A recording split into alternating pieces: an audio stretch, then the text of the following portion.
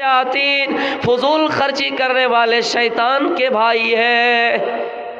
खुशी की हद है कि हम ईद के मौके पे खुशी मनाएं, लेकिन मुसलमानों इतना ना मनाएं कि हम फिलिस्तीन के मुसलमानों को भूल जाएं।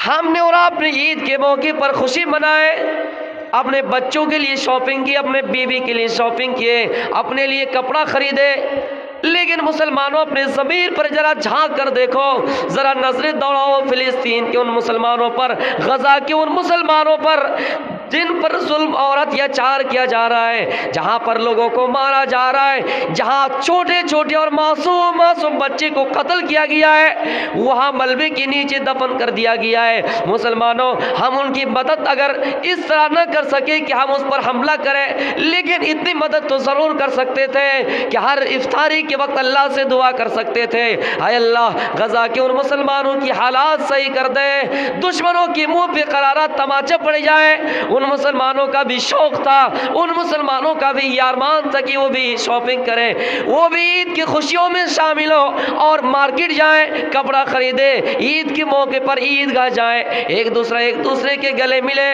लेकिन मेरे भाइयों हमने और आपने शॉपिंग कर लिए, लेकिन बेचारा उन मुसलमानों का हाल है कि घर में खाना तक नहीं है। मुसलमानों हम और आप कहाँ सो रहे हैं? हम और आप ये शर्त लगा रहे कि कोई ना आए तो उनकी बेटी को परेशान करेंगे। मेरे भाइयों कभी कभी याद कर लिया करो। लेकिन सबसे बड़ी खुशी की बात यह है मुसलमानों, इस बात को नोट करना, ये जलसा अल्लाह कामयाब करेगा, इस बात को नोट करना, पूरे भारत में एक एक नहीं 25 करोड़ की तादाद में मुसलमान ईद के लिए ईदगाह गए, ईद की नमाज के लिए ईदगाह गए और नमाज पढ़े। नमाज पढ़ने के बाद ईदगाह में कुछ देर रहे, एक दूसरे के गले लगाए, वहाँ पे खुशियाँ मना के घर वापस आ गए। लेकिन मेरे भाइयों कहीं से ये खबर नहीं आई, सोशल मीडिया के ज़रिए से खबर हम तक नहीं पहुँची कि भारत में 25 करोड़ मुसलमानों ने ईद मनाए और रास्ते में निकले, कहीं पर किसी ने किसी पर जुल्म किया है, कहीं ने किसी पर किसी को मारा है, किसी ने किसी पर जुल्म किया है, किसी ने किसी को धक्का दिया है। मुसलमानों ने अमन व अमान का माहौल पैदा किया है, शांति पेश किया है, शांति का सबूत दिया है कि मुसलमान निकले जरूर है, लेकिन ईद के मौके पर किसी ने हंगामा नहीं किया है। मुसलमान होने की सबसे बड़ी दलील यही है कि हम ईदगाह 25 करोड़ की तादाद में निकले, सुबह निकले, छोटे बड़े बूढ़े बच्चे मर्द औरत जवान बूढ़े सब निकले ईदगाह और नमाज पढ़ के खुशियाँ मना के वहाँ से अपने घर भी आ गए। लेकिन यूपी से खबर नहीं आई कि फला मुसलमान ने फला शख्स के इबादत खाना को तोड़ दिया। दिल्ली से खबर नहीं आई कि मुसलमानों ने किसी के गुरुद्वारा पर चढ़कर, किसी के मंदिर पे चढ़कर, किसी के चर्च पे चढ़ के कहीं पर झंडा लहराए इस्लाम का। मुसलमानों सबसे बड़ी शांति और मुसलमान होने की दलील यही है कि मुसलमान हमेशा अमन चाहता है, शांति को बहाल रखता है। मेरे भाइयों निकले ज़रूर है, हम ईद की नमाज के लिए निकले ज़रूर है, मैदान ईदगाह गए हैं नमाज अदा करने के लिए, लेकिन हमने कहीं पर हंगामा नहीं किया है। कुछ लोग आपको ऐसे भी मिलेंगे कि उनकी इबादत तभी कबूल होंगे जब मुसलमानों को छेड़ा जाए, मदरसा अज़ीज़िया को जलाया जाए, मस्जिदों के छतों पे चढ़ के, गुंबदों पे चढ़ के वहाँ झंडा लहराया जाए। मुसलमानों सबसे बड़ी दलील यही है कि हम और आप मुसलमान हैं, हमने अमन व अमान का पैगाम दिया। इतनी बातें थी ईद के मौके पर, मैंने आपको बता दी। अब मैं अपने मकसद की तरफ चलता हूँ। मैंने कुरान करीम की एक आयत पढ़ी, रब्बना आतिना फिद दुनिया हसनतौ व फिल आखिरति हसनतौ व क़िना अज़ाबन नार, जिसमें अल्लाह रब्बुल आलमीन से एक बंदा दुआ कर रहा है, तलब कर रहा है, क्या अल्लाह तो हमें दुनिया की भलाई अता फरमा और आखिरत की भी भलाई अता फरमा और जहन्नम से बचा ले। मेरे प्यारे साथियों, सबसे पहले दुनिया का लफ्ज़ इस्तेमाल किया।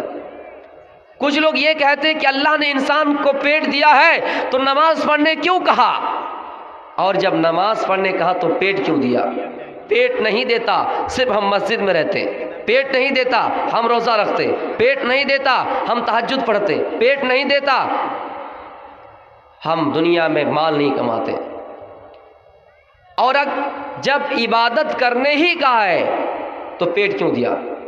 मेरे प्यारे साथियों, अल्लाह ने रोज़ी कमाने से कहीं मना नहीं किया है। शरीयत तो ये कहती कि इबादत हर वो चीज़ है जिससे इस्लाम ने हमें जिस चीज़ को करने का हुक्म दिया उसमें भी इबादत है, और जिस चीज़ से रोका गया वो भी इबादत है। सिर्फ नमाज और रोज़ा ही हमारे लिए इबादत नहीं है। इबादत हमारे लिए वो है जिस चीज़ को शरीयत ने हमारे ऊपर वाजिब करार दिया कि ये करो तो हम और आप कर रहे हैं तो इबादत है, जिससे मना किया गया रुक जाए तो भी इबादत है।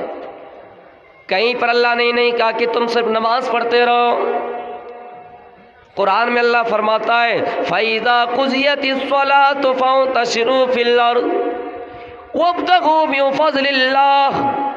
जब नमाज ख़त्म हो जाए, जब नमाज पूरी हो जाए, जब इबादत ख़त्म हो जाए, ज़िक्र अज़कार से फारिग हो जाओ तो तुम इबादत के लिए, इबादत से जब फारिग हो जाओ तो तुम रोज़ी रोटी के लिए ज़मीन पे फैल जाओ, तुम गल्ला के लिए ज़मीन पे फैल जाओ, तिजारत करने के लिए मार्केट चले जाओ।